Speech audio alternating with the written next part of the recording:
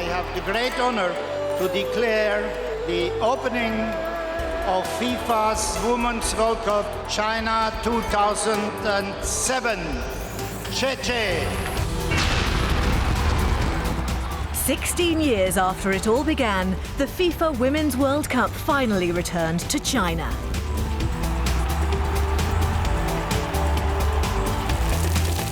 The tournament kicked off with a bang in Shanghai. Germany, the defending champions, thrashing Argentina 11-0, the highest scoring match in Women's World Cup history. Germany showing their hand right from the start. We came here to win the World Cup, not to defend our title. We adopted this mindset so we didn't go into the matches with any fear of losing. We're working as hard as we can and giving it our all in an effort to win this tournament. As in 1991, the Chinese fans responded enthusiastically. The average attendance at the 32 matches was just over 31,000. Only the USA in 1999 was higher. In 1991, the matches had been staged in only one province. This time, the tournament was played in 5 cities across the country. Despite such a one-sided start, this World Cup was more competitive. And here were 2 sides, England and Japan, proving that point. England reached the quarterfinals for the first time, having unearthed a player of world-class ability in Kelly Smith. Playing on the biggest stage in women's football was just out of this world. Turning out in front of packed out stadiums, playing against the best teams in the world and scoring goals, which I did. It was a dream. The USA, the current Olympic champions, were once again one of the favourites. Captained by Christine Lilly, making a 5th consecutive appearance at the World Cup, they comfortably qualified from Group B. Despite taking the lead through Abby Wambach in their opening match, they were surprisingly held by another of the emerging nations in the women's game, Korea DPR, winners of the 2006 Under-20 FIFA Women's World Cup. The parity of the game is growing, and the abilities of different countries, the money that's put into these different federations is growing, and that just allows more opportunity. The 3 new teams from 2003 included New Zealand, qualifying from the Oceania Confederation more easily now that Australia had joined the Asian region. China 2007 was Australia's 4th appearance at the World Cup, yet they were still seeking their first win, which they achieved against Ghana in their opening match. Then they drew 2-2 with a strong Canadian team. And that set up a quarter-final against Brazil. Brazil, crowned Pan-American champions just 2 months previously, were without question the most attacking and entertaining of all the teams in China. That was thanks in great part to Marta, the reigning FIFA Women's World Player of the Year, whose goals helped them win all 3 of their group matches, including this 4-0 victory over China. Despite that defeat, the hosts still progressed from the group. China's Swedish coach had stated before the tournament that anything less than a semi-final finish would be deemed a failure. But wins over New Zealand and this memorable 3-2 victory over Denmark ensured China kept their World Cup ambitions alive.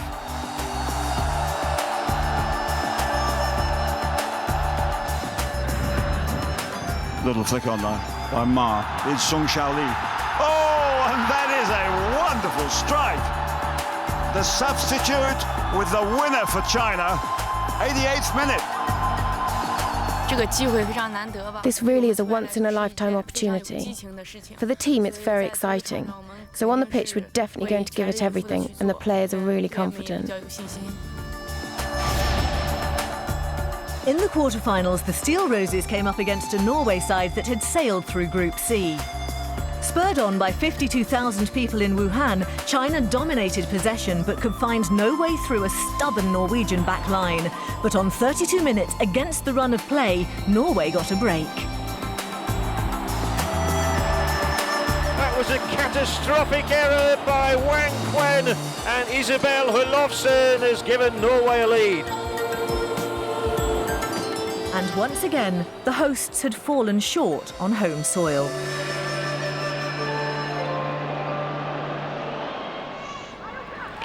Australia's quarter-final against Brazil was one of the games of the tournament.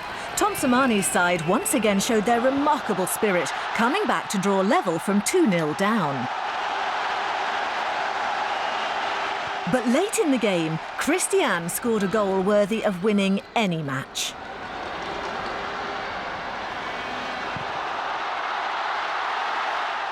Australia were out, but they were clearly making rapid progress. It's a booming sport in Australia. Over the last probably 3 or 4 years, women's football has just exploded out of sight, and we're seeing the benefit of that at the international level. Ultimately, though, the traditional powers came through. Germany beat Korea DPR 3-0. This was their first. It's Gafrikis! The world and reigning champions have the lead. And the USA halted England's progress by the same score. And the United States have opened the scoring. Abby Wambach with the goal. The first semi-final in Tianjin, Germany versus Norway. The two sides had previously met 23 times, with the Germans edging the head-to-head record by just one victory. But their last meeting in this competition was Norway's win in the final of the 1995 tournament, and this time Germany were looking for revenge. With both defences on top, it was going to take a bit of luck to break the deadlock, and the Germans got it.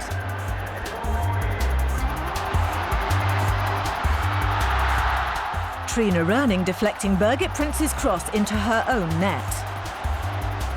Then, in the second half, it was Kerstin Stegemann. And another deflection. 2-0.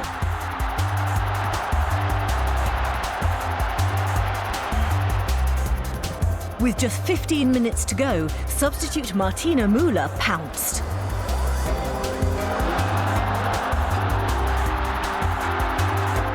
(3-0), a convincing victory. Germany in the World Cup final for the second successive time.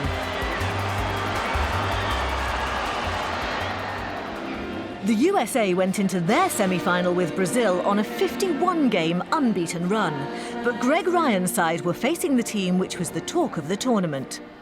It started badly for the Americans. Oh, it's driven in hard and low! Brazil have the lead!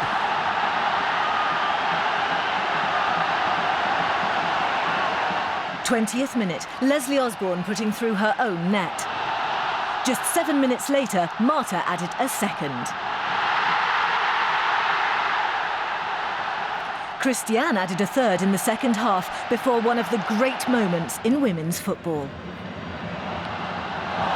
Wonderful from Marta, absolutely wonderful. Now finish it. Yes, she does! It's one of the great goals of the World Cup. It's inevitably scored by the world's greatest player. How they love it here in Hangzhou. Well, you can't contain a talent like that. The USA's biggest ever defeat, Brazil in the World Cup final for the very first time. All eyes now turned to Shanghai. Over 30,000 in the Hongkou Stadium and a worldwide television audience. And this was the first time prize money had been at stake, $1 million to the winners. A fascinating battle of contrasting styles, but early in the second half, Birgit Prinz, the first woman to appear in 3 World Cup finals, broke the deadlock. Her 5th goal of the tournament. 12 minutes later, a lifeline for Brazil. Christiane tackled in the box by Linda Bresenic. Referee Tammy Ogston in no doubt about this one, a penalty. And the responsibility now rested on the tournament's outstanding player and leading scorer, Marta.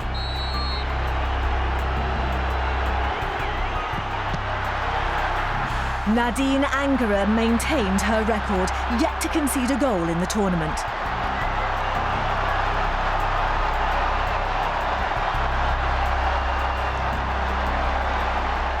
Brazil continued to press forward, but in vain. Then, 4 minutes from time, the Germans struck again.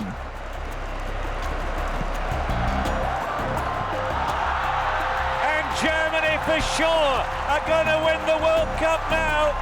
And it's Simone Lauder.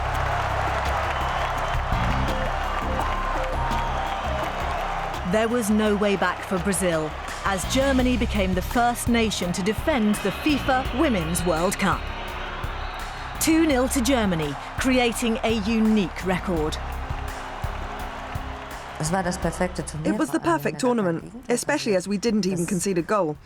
In the final, when Marta didn't convert the penalty, it was still clear to me that we'd win the final.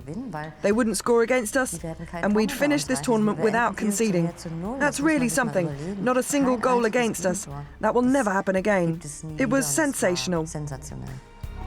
Marta took Best Player and Top Scorer awards, but Germany were once again the champions.